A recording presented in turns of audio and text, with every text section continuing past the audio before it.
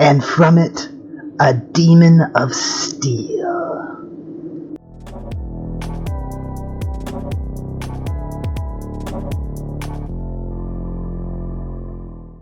Hello everyone, welcome to Shelf Space. I'm your host Rodimus13, and today we are reviewing the HG Iron-Blooded Orphans Gundam Astaroth. Last year we looked at the origin version of this kit. So now we're going to be looking at the very first version that appears in the manga, I believe it is from.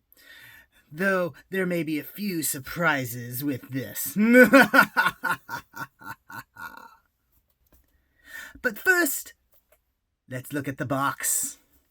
On the front, we have a nice illustration of the Gundam Astaroth with its large sword scraping across the ground.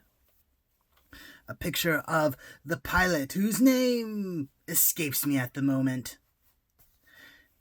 A lot of information in Japanese, including the logo, which was done completely in Japanese for this particular series.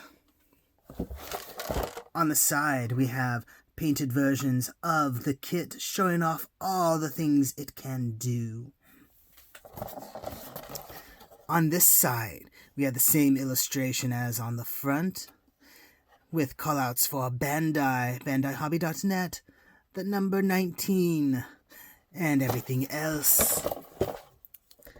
On this side, we have another illustration and a little write-up about it. It's all in Japanese, though. Like I said before, I could read it, but I won't. Figure it out on your own. Then the barcode has been covered up by the company that this was purchased from. Then the same illustration as before, and that is that. Enough of this box. Let's take a look at the actual demon itself.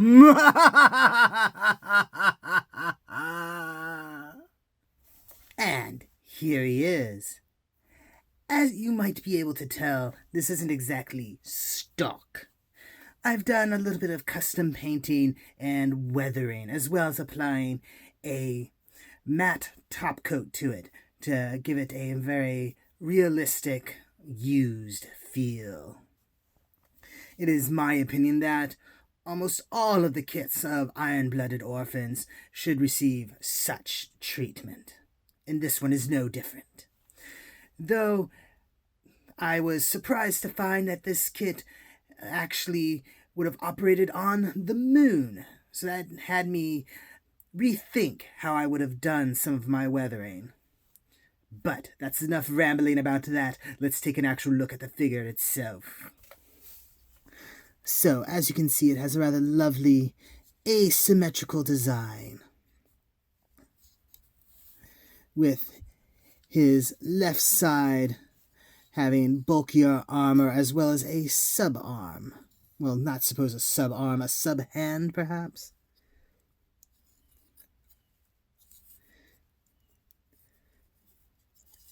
For the weathering, dry-brushed silver and gray was used.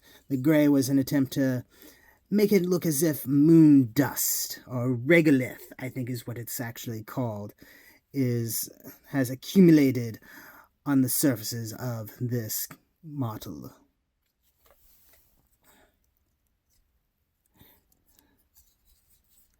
I have also added custom gray paint here on the knee and inside here, and that was mostly to avoid the use of stickers.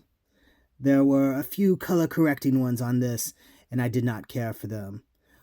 Also, the original illustrations depicted these as being blue, but I did not have a proper blue color that I could use at this time.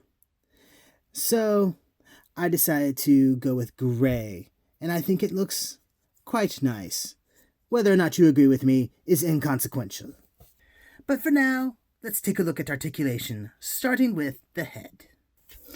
The head is on your fairly standard double ball joint, allowing for movement in a turkey fashion, if that's what you want to call it. as well as your usual rotation all the way around. While we're zoomed in this close, let's also take a moment to appreciate the details on this. I particularly like the color separation here with the red sides. They could have easily have left that white or included it as a sticker, but they chose not to, and I appreciate that. I do have the foil sticker for the eyes because I feel those are acceptable. For shoulders, we have a ball socket joint that is connected to a nice butterfly joint that allows for upward movement like this. And the ball socket allows for movement in the opposite direction this way, allowing for a rather nice range of movement, as well as rotation upwards. The elbows are single jointed, if I remember correctly. And because of the armor, do not get a full bend, but enough for most poses. There's bicep rotation, though you must be careful, at least on mine. The arm can become quite loose if you move it too much. It stays in, but if you rotate it around too much, it might pop free of its jointing. And like most Iron-Blooded Orphan kits, it has a rather nice ab crunch, as well as a ball socket joint at the hips, allowing for a quite wide range of movement there, as well as rotation. And because of the rather skeletal design of this, there is no interference from the armor around the waist. For its lower half, these thruster pods are articulated to allow for a little bit of movement. And then leg can kick forward quite nicely and kick back not quite as nicely, but still does the job. And then you get a double jointed knee, but the armor, or more accurately these red thrusters, do prevent full articulation there.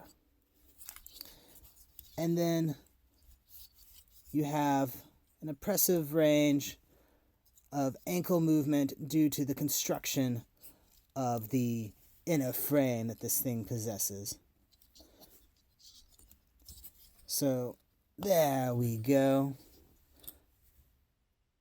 The full Van Damme. Or I suppose if you turned it upside down, it'd be more like the Chun-Li. I can make jokes too, you know.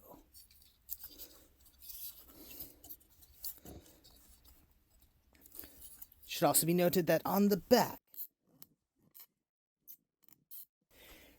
there is a armature that can move around that supports his rather large sword, which I suppose brings us to accessories. And what better place to start than with the most prominent accessory he has? Let's set him aside for now. I don't know what this thing is called. I suppose I could check the box and read the Japanese, but again, I won't. But while it looks like some sort of firearm in this configuration, it is not.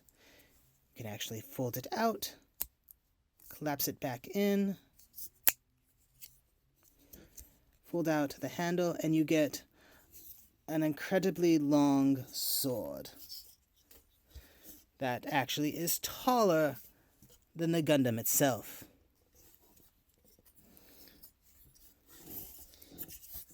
And as you can see, I did weathering on this as well.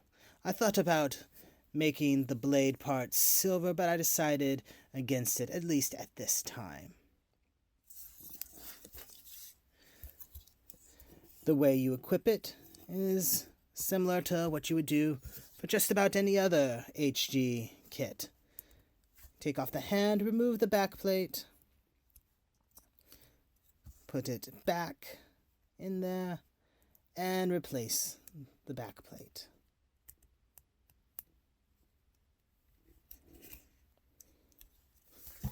What makes it a little bit different is that you have this sub-extra hand, whatever you want to call it,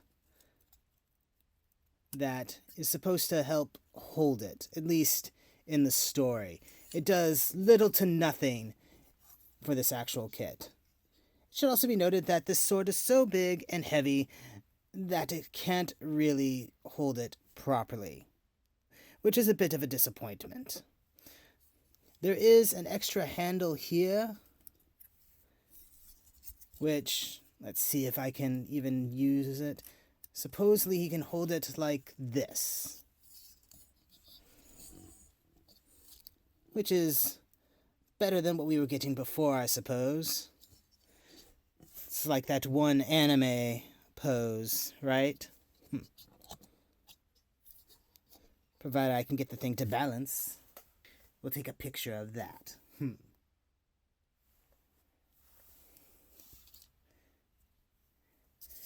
Next, we have his rifle. A rather normal-looking machine gun number, but that's typical for the line.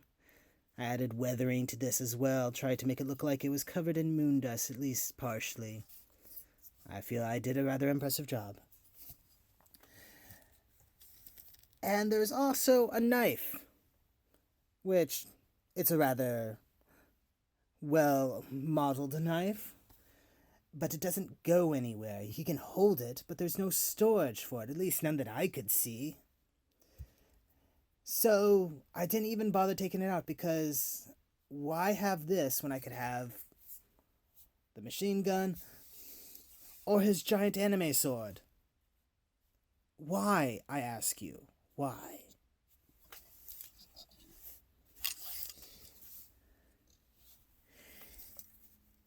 He does have some parts that are unused, but not much. There's an inner frame part that I believe is more utilized in other Gundam kits, and then your usual assortment of polycaps that aren't used. And these are all the stickers that I absolutely refused to use. Yes. I almost did, but just looking at them, I couldn't bear to think about using them, especially these ones that would have molded over that.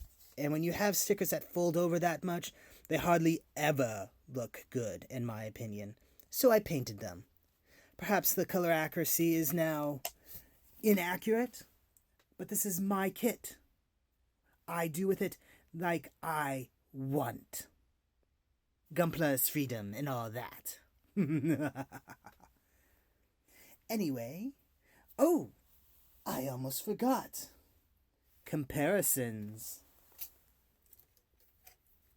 I did say that we reviewed the Origin version of this last year, did I not? So, here it is.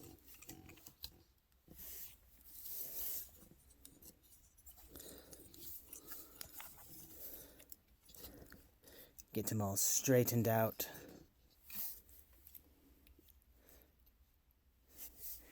It's very interesting looking at these two side by side, because truth be told, I barely see any resemblance to them. There are some general shapes that are similar between the two, but for the most part, I wouldn't even be able to tell that they were supposed to be the same mobile suit, just separated by centuries, I suppose, decades. But perhaps that's the point.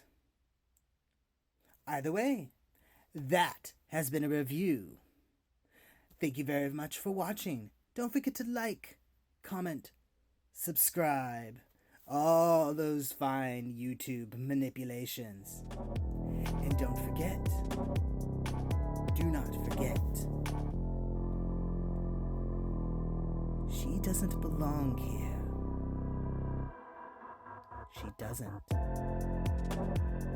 I'll see you the next time you invade my shelf space.